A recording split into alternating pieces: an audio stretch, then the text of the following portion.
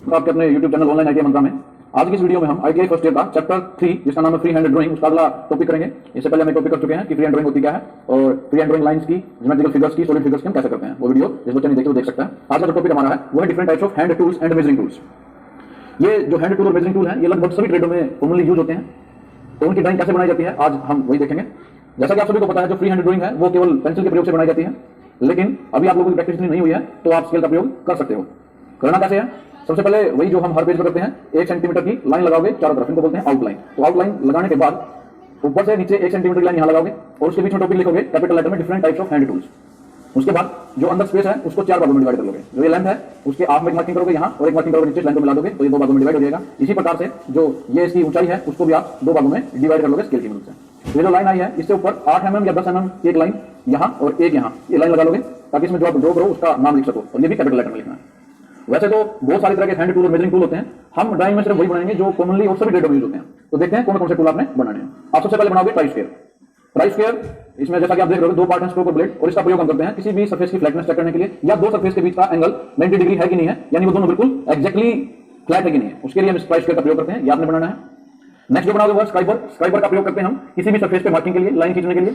आप देख रहे हो इसकी जो आगे से नोक है बहुत ही नुकीली है और इसी का प्रयोग हम करते हैं किसी भी, जैसे हम पेंसिल से मार्किंग करते हैं फाइल के ऊपर, इसी प्रकार अगर कोई मेटल का सरफेस है उसके ऊपर मार्किंग करनी है तो इसका प्रयोग करते हैं स्क्राइबर का। ये आपने बनाना है। नेक्स्ट जो है वो है सेंटर पंच।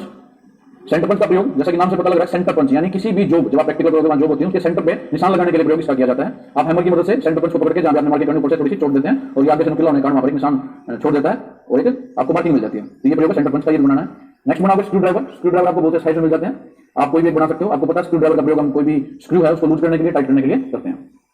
इसी प्रकार जो नेक्स्ट पेज है उस पर भी हम आउटलाइन लगाएंगे और उसको 4 भागों में डिवाइड कर लेंगे। जो नेक्स्ट आपने बनाना है वो बनाना है हैमर। हैमर भी बहुत ही अलग अलग तरह के होते हैं, जैसे straight peen hammer, cross peen hammer, गोल पिन हैमर। आप इनमें से कोई भी बना सकते हो और ये वेट के अनुसार भी बांटे जाते हैं। तो एक या दो कोई भी हैमर बना सकते हो। हमने जो बनाया वो स्ट्रेट पिन हैमर। नेक्स्ट जो आपने ड्रॉ करना है वो है पाइप रेंच।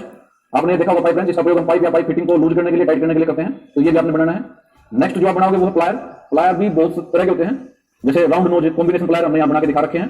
तो इनके भी जो पर्पज है वो अलग अलग होते हैं। आपको पता है प्लायर का प्रयोग हम किसी भी चीज को टर्न करने के लिए, होल्ड करने के लिए करते हैं, या कोई भी इरेगुलर चीज उसको होल्ड करने के लिए इसका प्रयोग करते हैं, और वायर को ट्विस्ट करने के लिए, वायर को कट करने के लिए भी इसका प्रयोग किया जाता है। तो ये अलग अलग शेप और साइज में मिलते हैं अलग अलग पर्पज के अनुसार। तो कोई भी आप बना सकते हो। हमने राउंड नोज और कॉम्बिनेशन प्लायर यहाँ बना के दिखा रखा है। तो आप जितना भी मैं आप लोगों को दिखा रहा हूँ इनके आप स्क्रीनशॉट ले सकते हो। आपने ऐसे ही ड्रा करना है अपनी ड्राइंग फाइल में। नेक्स्ट पेज को भी ऐसे आप डिवाइड कर लोगे 4 पार्ट्स में आउटलाइन लगाने के बाद। नेक्स्ट जो आप बनाओगे वो स्टील रूल। स्टील रूल का प्रयोग आप मेजरिंग के लिए करते हैं, किसी भी जॉब को, पार्ट को मेजर करने के लिए, उसकी length, breadth, height, dimension measure करने के लिए प्रयोग करते हैं। ये भी बनाओगे। नेक्स्ट है स्पैनर।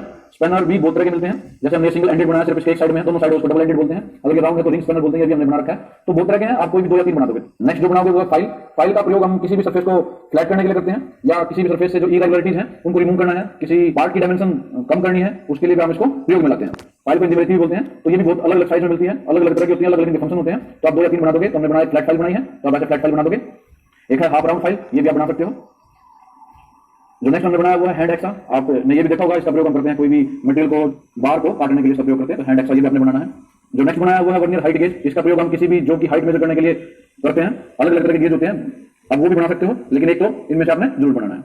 नेक्स्ट है सोल्डरिंग आयरन। इसका प्रयोग वायरमैन और इलेक्ट्रिशियन में किया जाता है, कोई भी आटा लगाने के लिए इसका प्रयोग करते हैं। आप लोगों ने ये भी देखा होगा सोल्डरिंग आयरन। तो इस प्रकार से हमने जो आज का होमवर्क है वो सारे हैंड टूल आपने बनाने हैं। टोटल कितने? 4 और 4 ये है 8, 4 हमने ये बनाए हैं 12 और 4 ये 16। तो इस प्रकार से हमने जो 16 हैंड टूल बनाए हैं। इसके अलावा आप और भी बना सकते हो। इनमें से एग्जाम में क्वेश्चन पक्का आता है।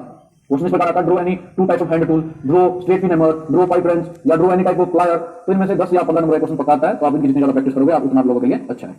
उम्मीद है आप लोगों को ये वीडियो